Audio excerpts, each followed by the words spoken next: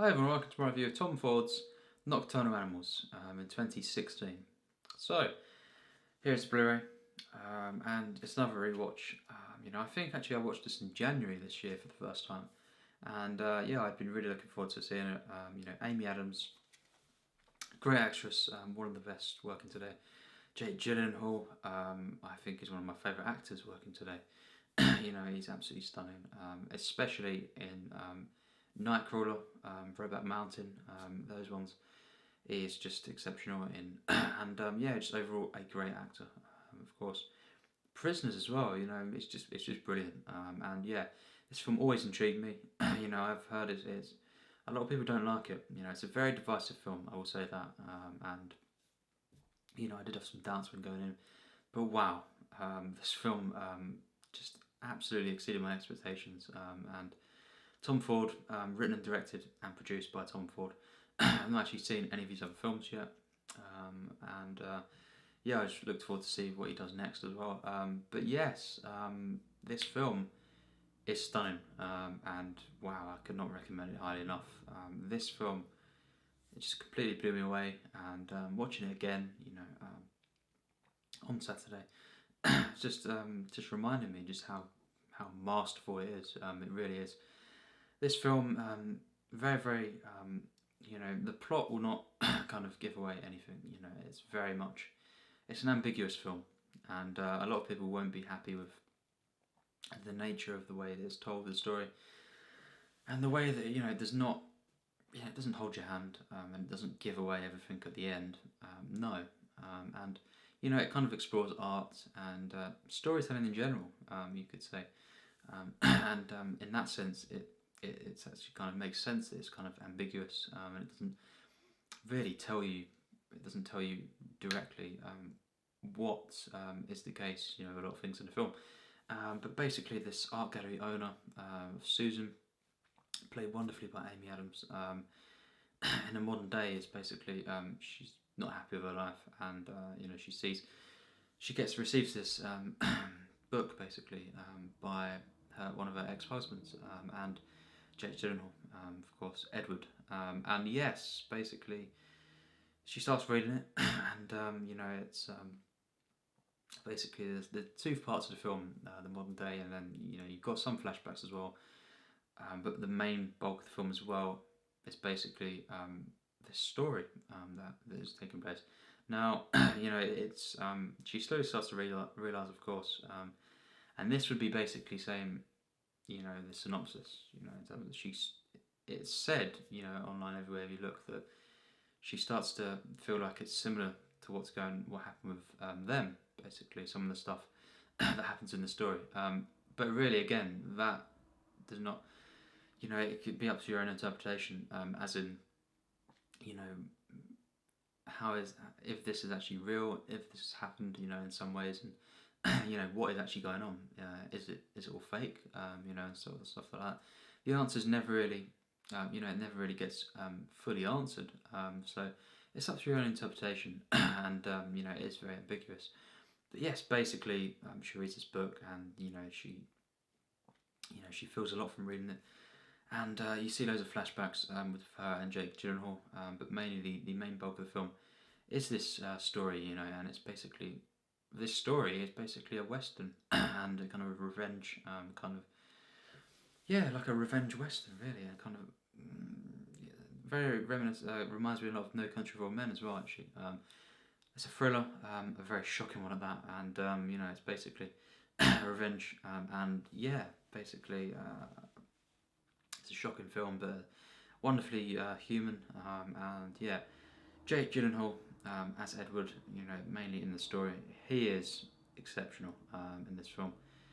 And basically, in the story, him and his wife and his daughter, and his wife's played by Isla Fisher, and they're basically driving along, at night, and they don't get much signal, with their phone, and basically they get harassed by these guys, and it's about three or four guys. One of them played by Aaron Taylor Johnson, kick-ass, and yeah, basically played by him, and he's kind of the leader of the group, and yeah, they start harassing them, and eventually, you know, many things happen there, and basically the rest of the film, in the story part, is Jake Gyllenhaal trying to track these guys down and get revenge for stuff that they'd done and the way that they harassed him and stuff like that. He teams up with eventually with Michael Shannon, who plays this detective, and you know, you learn that he's not well, this detective, but you know, and he kind of tries to help, you know, this character of Edward out, and basically track these guys down, and that is the most of the film, basically him trying to track these guys down and then seeing, you know, what evidence they've got and all that kind of stuff of everything that's happened. And yes, a revenge film, you know, in the story, and as well, you know, it kind of deals with the nature of art, and just as well the way it plays with storytelling is just something else, and that is the main plot. You know, that's what I'm going to get into. Aaron Taylor Johnson, the main villain of the film, Michael Shannon, of course, Jake Gyllenhaal, and then mostly in the present day, you've got Amy Adams as Susan, and as well you've got Michael Sheen and people like that in the film. Very small appearances at the beginning of the film. You've got Armie as well, as her basically, you know, in the present day, her husband, and you know, things happen there as well. They're not happy together, but yes, it has many different things going on. You know, there's the story that's getting told, and then you've got you could say the normal kind of world that's happening present day, and yeah, you know, it plays with storytelling geniusly, and I will say, you know, the opening. Do not be put off by the opening credits, because yes, I agree. I mean, if you do think this, I would actually say they're a bit pretentious, and just off-putting. I don't feel, you know, and that's not going to dock a mark off of the film. I don't feel they're great. The credits could have been done better. It's a bit bizarre, a bit too bizarre for me, you know, in the context there. I know it's kind of meant to, you know, make points that this type of art, you know, is, you know, some people think, you know, it's a bit stupid and stuff, and she didn't really believe in it, you know, what she was selling and all that kind of stuff. You know, and it's kind of meant to criticise this kind of stuff in the art mob, you know, and all that kind of stuff in a way, you know, in that way. But I really think that the way the credits were done with that woman dancing was just, I didn't care for the credits, but as I say, credits really are bonus for me. You know, I'm not gonna take marks off a film because of the opening credits, because essentially opening credits could just be well, put over the film and just carry on randomly, or you know, it could just be a black screen. So for me, credits are always bonus, and I never you know, really con a film for that. It's just, do not be put off by the credits, and you know, I was at that point, I was basically you know, as well, thinking, I hope this film is not like this for the you know, for the rest of the film, because if it is, you know, I don't know if I'll like it. But yes, you know, the rest of the film is completely different. You know, subtle as well, and it's not like that. That's just stupid credits. But yes, you know, the way for the rest of the film, what it says about art and you know, basically stuff like that, it is very effective, highly effective, and it's done through this very just human film, human story that tells, and it kind of mirrors perfectly with the present day. Now, the performances in this film are stunning. You know, I definitely think Oscar worthy for Jake Gyllenhaal, Amy Adams, Aaron Taylor Johnson, and Michael Shannon. They are all absolutely masterful in this film. And you know, Michael Shannon, very warm character. You know, brutal character at times, but very warm. He adds a lot to the film there with Jake Gyllenhaal, and a lot of the humanity comes from him. Amy Adams is just great. Very hard role to play, but she pulls it off perfectly. And I mean, she's absolutely stunning in this film. You know, and really just a layered character, and all the exposition throughout the film for her, as well as the mystery that's kind of, you know, still there. It's just wonderful. And I think Jake Gyllenhaal, the character of Edward, you know, probably the best you know, performance of the film is Jake Gyllenhaal. Absolutely stunning. Wow, you know, what an actor. And again, this character of Edward, in the different, you know, in the story and just, you know, kind of in the actual flashbacks, is amazing in this film. You know, I think really, really loved this character. You know, really felt for him and what happened and everything like that. And just so much emotion, you know, in that character. And you know, you feel his pain and everything. And yeah, I just think as well, Aaron Taylor Johnson is absolutely insane in this film. You know, his performance is something else, and the character he plays, you know, is something else. One of the most despicable characters, really, in a film. And you know, what happens there is just so shocking. And the performance is just something else. As I say, wow, what a great performance. Definitely Oscar worthy, you know, and you know, I just think this is such an underrated film. You know, the performances are so good. The script, you know, again by Tom Ford. Wow, what a masterful script, and the way that you know, it is essentially a non-linear film. But as again, you know, with non-linear film, what you need to try and do is, of course, put in the different pieces so they fit, you know, within the whole narrative.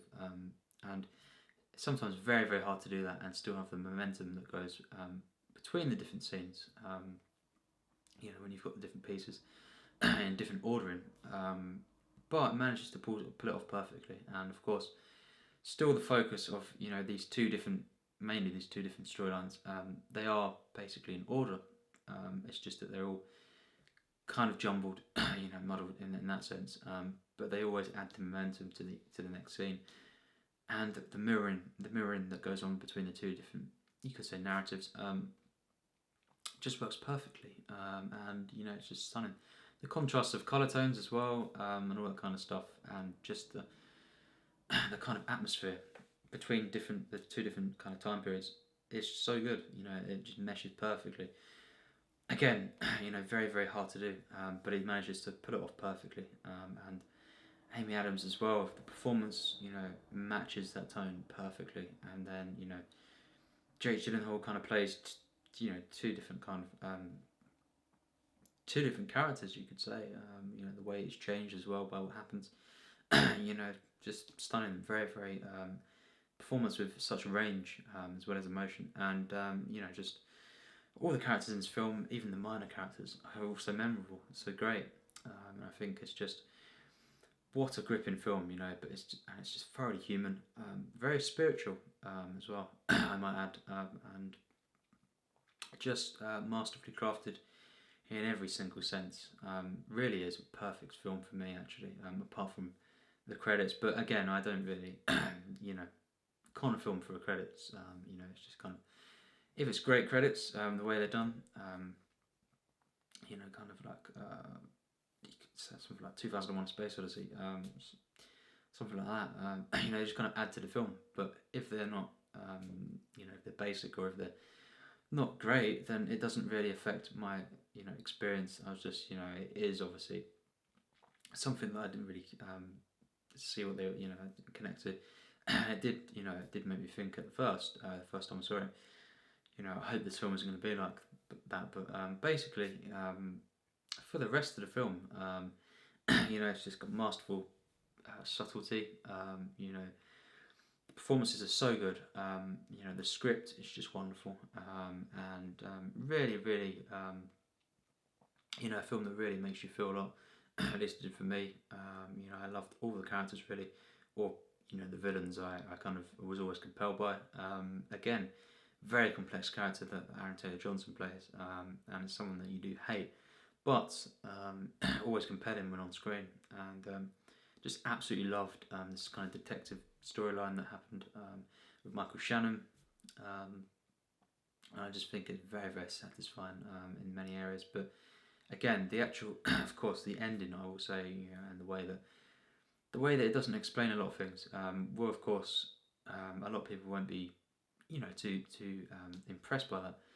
A lot of people, of course, you know, don't like it when a film's ambiguous, and that's fine, you know, and that's just the way it works. But basically, for me, I will say, you know, if you've not seen a film, it's not a film where the way it's ambiguous affects my enjoyment of the film, you know, and the way I connected to it. You know, it's kind of like less so because I do kind of get most of it. But 2001: Space Odyssey, the actual enjoyment of my film is not affected at all by the ending. In fact, it's enhanced. But as well, American Psycho. If you've seen that film, I think basically the ending. I don't get the ending to that film. Actually, I'll admit, the ending 10 minutes or so, and the way that it's meant to relate to the rest of the film. But it doesn't ruin my experience of the film, and I still, connected with all the characters and everything, and the narrative. It's just the fact that, it wasn't all explained. But yeah, it basically didn't affect my enjoyment. And it's the same with this. It's an ambiguous film, but it's handled in, a very clever way. Basically, all the emotions, all the kind of character arcs, and all the contrast between the present and different timelines, and just what it's trying to say in a lot of areas connected with me fully. It's just the way that, basically it's left to you to kind of decide, how you would view the story, just like Amy Adams, is viewing the story that's written by Edward. That's what I suppose that kind of makes perfect sense there. The main story that's being told is left to you, just like it is, the way you interpret a book or something. But yes, I'd have to give this film an easy 100%. It's an absolute masterpiece. Very high score, of course, from me, full marks, because I think it really is a flawless film, and it really is just it's full of emotion, humanity. It's just the script is perfect, really. All the characters are so great, and it's shocking stuff. It really is shocking, but it's something that's handled in a very, very delicate way, and it's not exploitive or anything like that. And it's just the way that the film is just so tense, constantly just kind of unfolds at a flow, despite being non-linear, and that's just due to mastery of the elements, and basically, just perfecting that non-linear storytelling. The editing in this film, stunning. Just masterful. The way that it kind of, as well, all the color tones. The way that they're different. Between the two different timelines, it's just stunning. The atmosphere in this film, it kind of, it feels like a very, very kind of gritty, somber western. In the actual, a lot of the story, as well. It feels like, very much a different thing with the Amy Adams kind of present day stuff. But the way it meshes and kind of just works in harmony, is just genius, really. Highly recommend this film.